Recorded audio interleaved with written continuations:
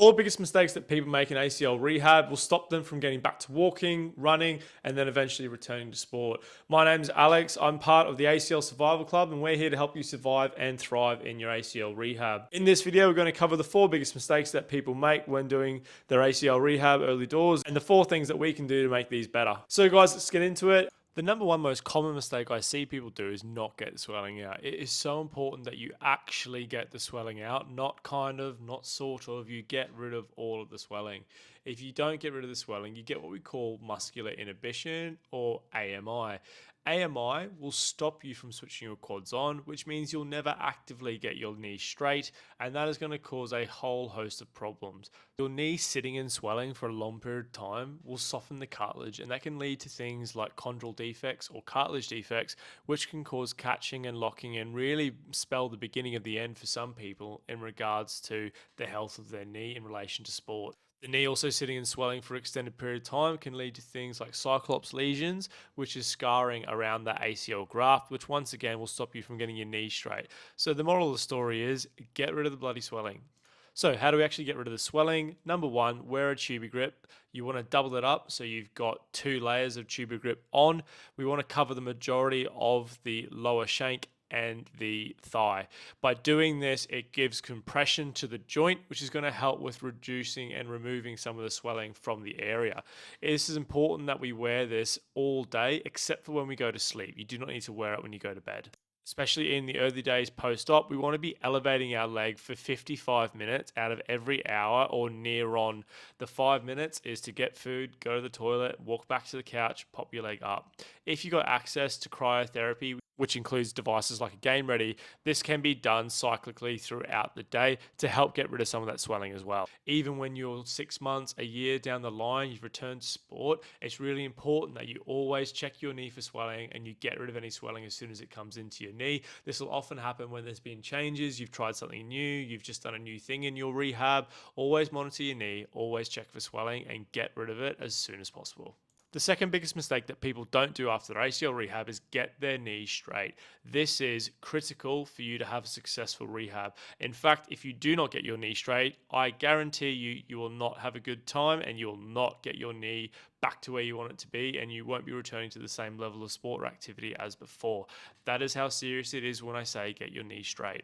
So when we get our knee straight, we want to make sure that we're working passively as quickly as we can, because after the operation, you're going to have so much swelling in your knee, switching the quads on is going to be hard. So we really want to work on getting that passive knee extension back. Here I am getting Charlie's knee extension back passively, meaning that I'm doing it to her. Someone else is doing it.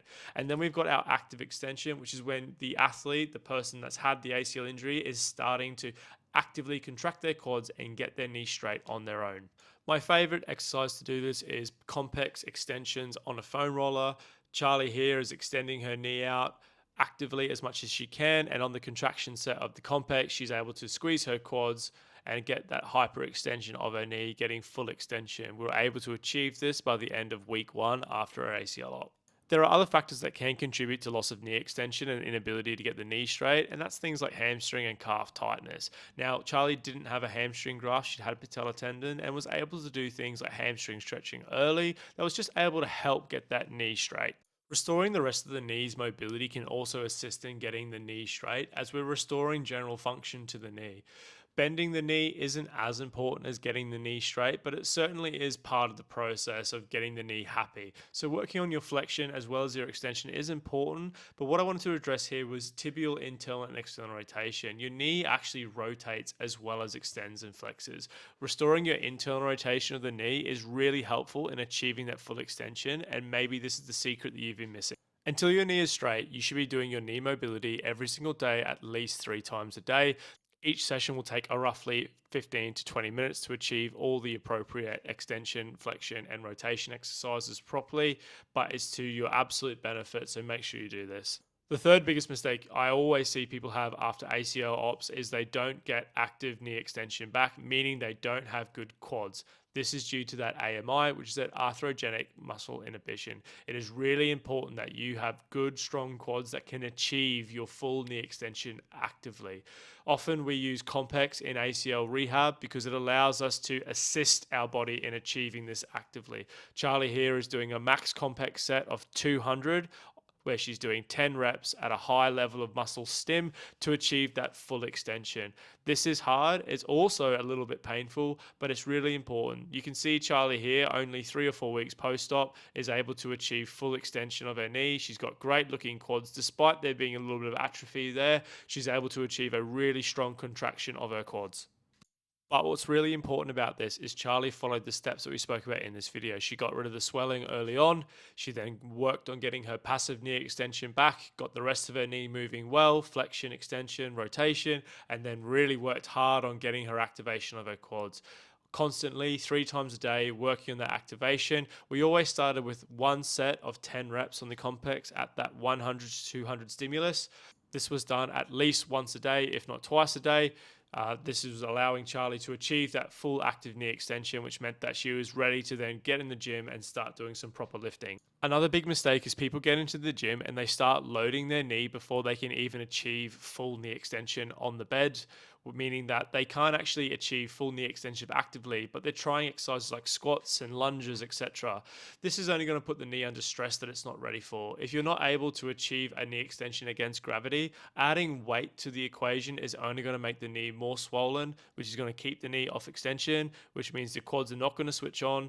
And you can just see there's this cycle, and these are how these mistakes happen, and we don't take the rehab sequentially. So my take home for this section of the video is invest in an EMS device. This is just an eStim device which allows you to work on getting those quads back sooner. This is a really effective piece of kit and I strongly recommend that people have this as part of their ACL rehab. So the fourth biggest mistake I see in ACL rehab is to do with walking. People, once they get the green light to walk, will just start walking as if they never had an ACL injury in the first place. It's really important to be gradual with your step count. Getting a pedometer or getting your phone to track your steps is really important. I'd be trying to keep steps under 2,000 steps for as long as possible post-op. This might be up to about 8 to 10 weeks post, because by walking a lot, doing stairs, it's going to add undue stress to the knee that's only going to be negative. It's really important that we don't walk too much too soon. For people that have had a meniscus repair or some sort of meniscus injury, it's really important to listen to your surgeon's post-op instructions. Don't walk too soon. I've got a rule which is 2 or none. We're only ever using 2 crutches, never 1. We always want to use the crutches to be a leg for our leg.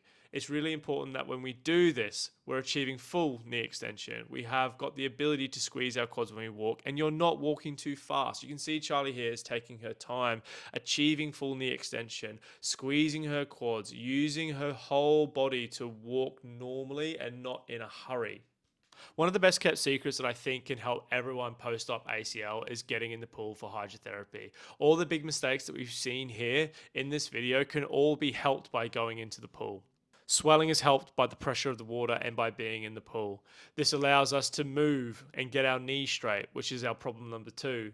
Problem number 3, switching the quads on. We're able to do lots of exercises that don't put a lot of pressure on the knee, that switch the muscles on but don't stress the joint. That is the beauty of being in the water.